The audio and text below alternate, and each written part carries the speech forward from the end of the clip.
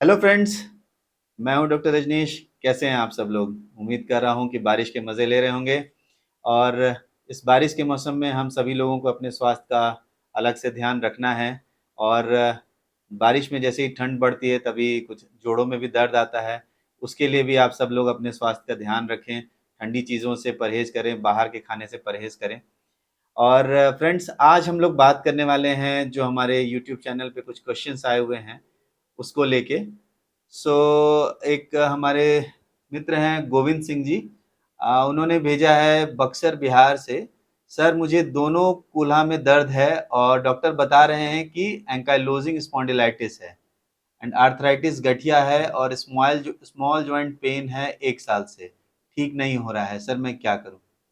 तो दोस्तों, small joint का पेन आर्थराइटिस, जिसको कि रूमेटॉइड आर्थराइटिस भी कहते हैं, और गठिया का एक और प्रकार होता है जिसे एंकाइलोजिंग स्पॉन्डिलाइटिस कहते हैं, जिसमें बड़े जोड़ इन्वॉल्व होते हैं, खास करके कूल्हे या घुटने का जोड़ और रीढ़ की हड्डी, पूरी हड्डी जो रहती है हमारी, उसमें उसका इन्वॉल्वमेंट हो जाता है, जिसमें रीढ़ की हड्डी आपस में एक दूसरे से फ्यूज करने लगती है, जुड़ने लगती है आपस में एक दूसरे से। और कूल्हे या घुटने में आर्थराइटिस यानी कि जोड़ों का के अंदर का सूजन, या आपस में जब जोड़ एक दूसरे से बहुत ज़्यादा नज़दीक आ जाते हैं तो उसमें रगड़ खाने लगता है। उसकी वजह से जो जोड़ों का दर्द उत्पन्न होता है उसे हम लोग एंकाइलोजिंग स्पॉन्डिलाइटिस कहते हैं। तो एंकाइलोजिंग स्पॉन्डिलाइटिस जनरली ऐसी बीमारी है जो पूरी तरह से ठीक तो नहीं होती है, बट हम लोग इसको अच्छे तरह से रहें, अगर स्वस्थ तरीके से अपने जीवन को लेके चलें, तो उसमें हमारे दर्द में काफ़ी हद तक आराम रहता है। कुछ दवाइयाँ ज़रूर इसमें लगातार चलती रहनी पड़ती हैं। तो जो हमारे मित्र हैं गोविंद सिंह जी, उनको एंकाइलोजिंग स्पॉन्डिलाइटिस है। सो गोविंद सिंह जी को मैं यही सलाह देना चाहता हूँ कि आप पहला तो अपने सारे रिपोर्ट्स जो हैं वो मेरे व्हाट्सएप नंबर जो यहाँ पे दिया हुआ है हमने, इस पे आप मुझे व्हाट्सएप कर दें। और मैं उसमें देख लूँगा कि आपको सही में क्या एंकाइलोजिंग स्पॉन्डिलाइटिस है, अगर है तो कितने सीवियरिटी का है। और अगर आपके पास कुछ अपने एक्स-रेज़ हों, खास करके हिप के, या जैसा आपने बोला है कि आपके कूल्हों में दर्द रहता है, तो हो सकता है कि आपको एवीएन चेंजेस यानी एवास्कुलर नेक्रोसिस का चेंजेस हो सकता है आ रहा हो। तो उसके लिए भी हम लोग अभी कितना डैमेज हुआ है उसके हिसाब से देख के आपको प्रॉपर रिस्पॉन्स दे पाएँगे।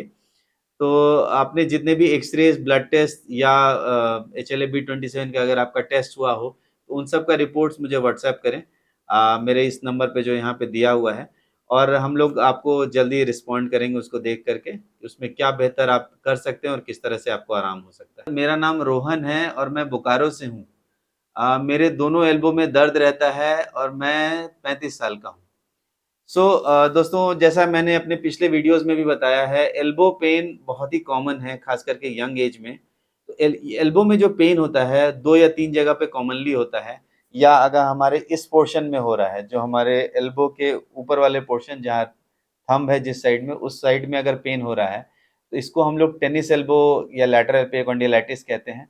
अगर आपको ये पेन अंदर की तरफ हो रहा है, यानी छोटी उँगली के साइड में, तो इसको हम लोग अपनी भाषा में मीडियल एपिकॉन्डिलाइटिस या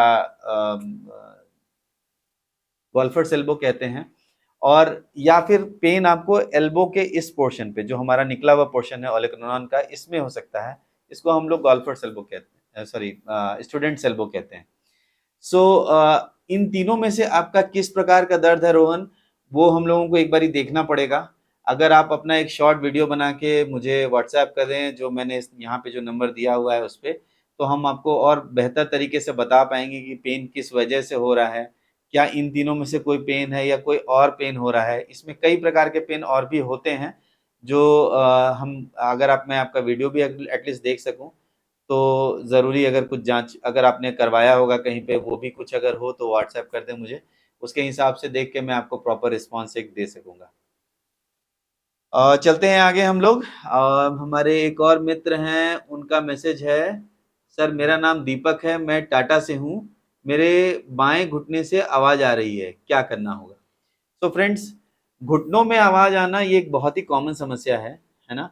घुटने से आवाज़ आ रही है, अनलेस एंड अनटिल अगर आपको दर्द नहीं हो रहा है, बहुत ज़्यादा परेशानी नहीं हो रही है, तो उसके बारे में चिंता ज़्यादा ना करें। नॉर्मली भी कभी-कभी पट-पट का आवाज़ आता है उससे। तो उसके लिए नॉर्मल कुछ एक्सरसाइजेज होती हैं जो मैंने एक बारी पहले भी वीडियो में बताया है अपने घुटनों के लिए एक्सरसाइजेज के लिए। और घुटनों का अगर आप प्रॉपर तरीके से एक्सरसाइज कर रहे हैं, खास करके आप सर्च करें क्वाड्रिसेप्स एक्सरसाइज। क्वाड्रिसेप्स एक्सरसाइजेज अगर आप प्रॉपर वे में कर रहे हैं, है ना, और अपने काफ मसल को स्ट्रेंथन कर रहे हैं, तो आपके घुटनों से आवाज़ आना काफ़ी हद तक कम हो जाएगा। और हम लोग एक्सपेक्ट कर रहे हैं कि आपका घुटना बहुत जल्दी नॉर्मल हो जाएगा एक्सरसाइजेज से। अगर आपको फिर भी उसमें परेशानी हो रही हो, तो उसमें कई बार एक्सरेज और कुछ ब्लड टेस्ट कराने की ज़रूरत पड़ती है। उसको देखना पड़ता है कि वहाँ अंदर में कोई लूज़ बॉडी या कुछ इस तरह की दिक्कत तो नहीं आ रही है। अगर वैसा कुछ रहेगा तो उसको देखने के बाद हम लोग आगे का रिस्पॉन्स उसमें दे सकते हैं। ऐसे बहुत सारे क्वेरीज और मैसेजेस आते हैं हमारे पास, उसमें से कुछ सिलेक्टेड मैसेजेस हम लोग उसका जवाब दे रहे हैं। अगर आप लोगों में से भी किन्हीं को इस तरह की कोई परेशानी आ रही हो तो मेरे वीडियोस काइंडली शेयर करें, और जिनको भी इस तरह से परेशानी आ रही हो उसमें अगर मैं कुछ मदद कर पाऊँ तो उसके लिए मैं हमेशा तैयार हूँ। आप अगर चाहें तो अपने क्वेरीज, अपने सवाल मुझे अपने मेरे यूट्यूब चैनल पे या फिर मुझे मेरे जो नंबर दिया हुआ है यहाँ पे उस पे आप भेज सकते हैं। मैं यथासंभव आपको मदद करने का प्रयास करूँगा।